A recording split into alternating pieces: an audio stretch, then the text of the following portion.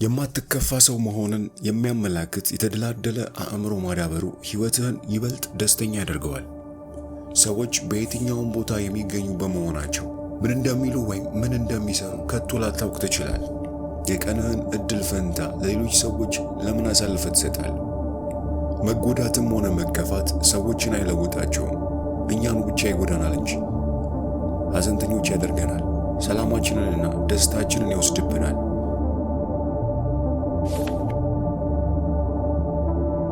ከዛሬው መጽሐፍ ከመከፋት ወጥመድ ውስጥ ላለመግባት በአእምሯችን እንዴት እንዘጋጅ የሚለውን በስፋት ለማየት እንሞክራለን። እስከ መጨረሻው አብረን እንቆይ።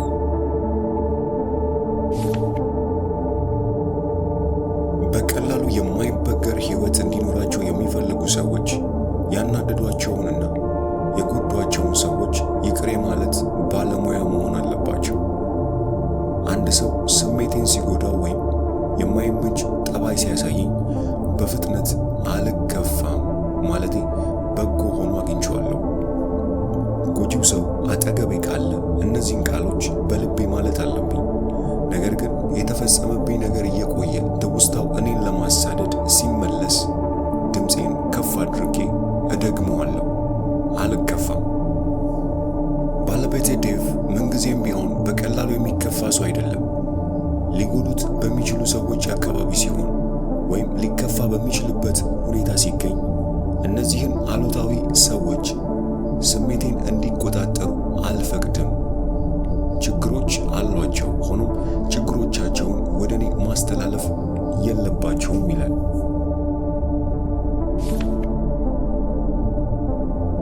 በዓለም ውስጥ እስካለንና በሰዎች አካባቢ እስከተገኘን ድረስ የመከፋት አጋጣሚ ይኖረናል።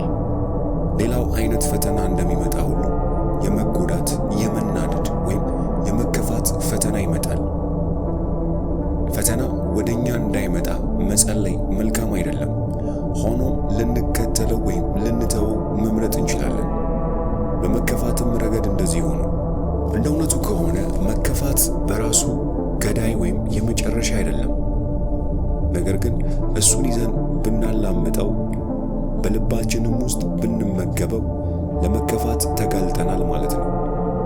የተከፉ ሰዎች እንደ ጉዳት፣ ቁጣ፣ ግንፍልነት፣ ቅናት፣ ቅር መሰኘት፣ ጠብ ወይም ሁከት፣ ምሬት፣ ጥላቻና ቅናት የመሳሰሉ ውጤቶችን እውን ያደርጋሉ። መከፋትን ስራዬ ብሎ የመያዝ አንዳንድ ውጤቶች ስድብ፣ ጥቃት፣ ጉዳት ማድረስ፣ መለያየት፣ መከፋፈል፣ ግንኙነትን ማፍረስ፣ ክህደትና ወደ ኋላ ማፈግፈግ ናቸው።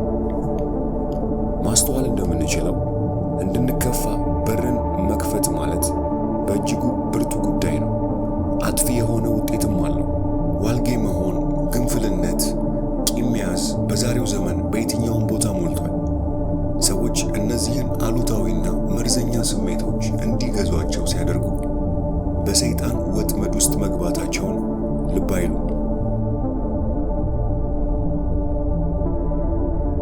በተከፋን ጊዜ ያስከፉንን ይቅር ማለት አስቸጋሪ ሆኖ ያገኘንበት አንዱ ምክንያት ይቅር ማለት አስቸጋሪ ነው በማለት ለራሳችን ስፍር ቁጥር ለሌለው ጊዜ በመንገራችን ሊሆን ይችላል።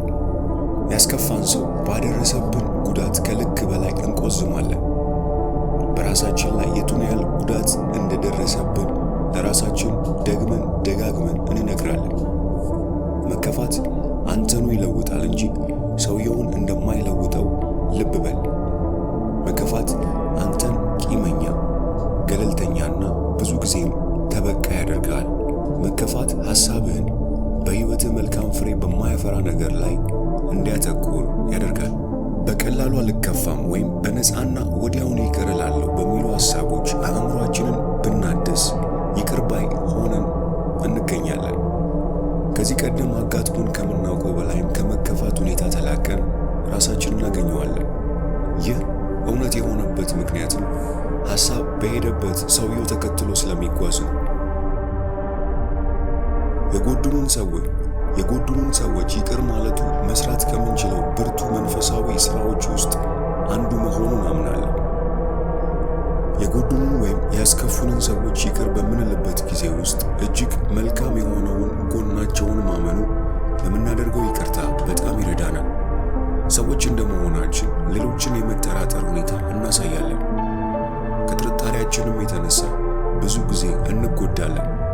ሰዎች ሆን ብለው ጎድተውኛል ብለህ ልታስብ ትችላለህ።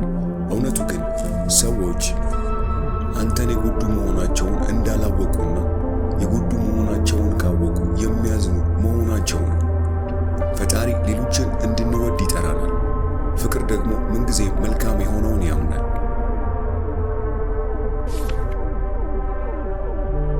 በብዙ መንገድ እኔና ባለቤቴ ዴቭ ልዩነት አለን። ይሁን እንጂ የምንከራከረው ወይም አንዳችን በሌላችን ላይ የምንቆጣው ከስንት አንድ ጊዜ ነው። ይህ ግን ለብዙ ዓመታት እውን ሆኖ የዘለቀ አልነበረም።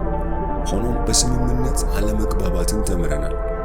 የየግላችንን ሐሳብ የተለያየ ቢሆን እንኳን አንዱ የሌላውን ሐሳብ ያከብራል። በመጀመሪያዎቹ የጋብቻ ዓመታት የባለቤቴ የዴቭ አዎንታዊ ጠባያት ችላ በማለት የእርሱ አሉታዊ አካሄድና ጠባይ ነው ባልኩት ሐሳብ ላይ አተኩር እንደነበር አስታውሳለሁ። ሐሳቤም ይህን በመሰለ አካሄድ ይጓዝ ነበር። በምንም ነገር ልንስማማ አንችልም። እሱ በጣም ግትር ነው። ሁልጊዜም እርሱ ትክክል መሆን አለበት። ቆዳ ስሱ አይደለም። ምን እንደሚሰማኝ ደንታ የለውም። ለራሱ ካልሆነ በቀር ለማንም አያስብም እል ነበር። እንደ እውነቱ ከሆነ ከእነዚህ ሐሳቦች ውስጥ አንዳቸውም እውነት አልነበሩም። ይኖር የነበሩት በሐሳቤ ውስጥ ብቻ ነበሩ። አስተሳሰቤ የላቀ አዎንታዊ ቢሆን ኖሮ አያሌ መከፋትና አለመስማማት ላይከሰቱ ይችሉ ነበር። አጉል አስተሳሰቤ ግን እውን አደረገ። ውሸትን በማመን የተከፋው ሰው ነኝ ብዬ ስለ ራሴ አሰብኩ። ይህም ጠላት እንዳደርገው ወይም እንድፈጽመው የፈለገው ነገር ነበር። ሰዎች ስሜቴን የሚጎዱበት ጊዜ አሁንም አለ። ከዚያም በተፈጠረው ስሜት ላይ ስለ መጎዳት ወይም ስላለ መጎዳት መምረጥ እንደምችል ልብ እላለሁ። መልካም የሆነውን ማመን እችላለሁ፣ ወይም በጣም መጥፎ የሆነውን ማመን እችላለሁ። ታዲያ መልካም የሆነውን አምኜ በዕለቱ ለምን ደስ አልሰኝም? ምስቅልቅልና ቁጣ ሞልቶበት በነበረበት ቤት ውስጥ አድጌያለሁ። አሁን ግን በዚያ መንገድ አልኖርም ብያለሁ። ስለ ሌሎች በጎ ሐሳብ በማሰብና በቀላሉ ላለመከፋት ወይም ላለመቆጣት በመምረጥ በዙሪያዬ መልካም ድባብ እንዲፈጠር አስተዋጽኦ አደርጋለሁ። ስለ ሌሎች ሰዎች በጎ የሆነውን እንድታስብ አበረታታለሁ። አነሳሽ ምክንያታቸውን ጥያቄ ውስጥ እንዳታስገባ ወይም እነሱ ሆን ብለው ጎድተውኛል የሚለውን ሐሳብ እንድታስብ የሚገፋፋን ፈተና ተቋቋሙ። ስለ ሌሎች ሰዎች መልካም የሆነውን ማመን ከሕይወት መከፋትንና መራርነትን ያስወግዳል። የሰላም ሰውና ደስተኛ ለመሆን ይረዳሃል። ስለዚህ መልካም የሆነውን ለማመን ምንጊዜም የተቻለህን አድርግ። እስቲ አስበው፣ መልካሙን ነገር ማመን ያለብህ ስለማን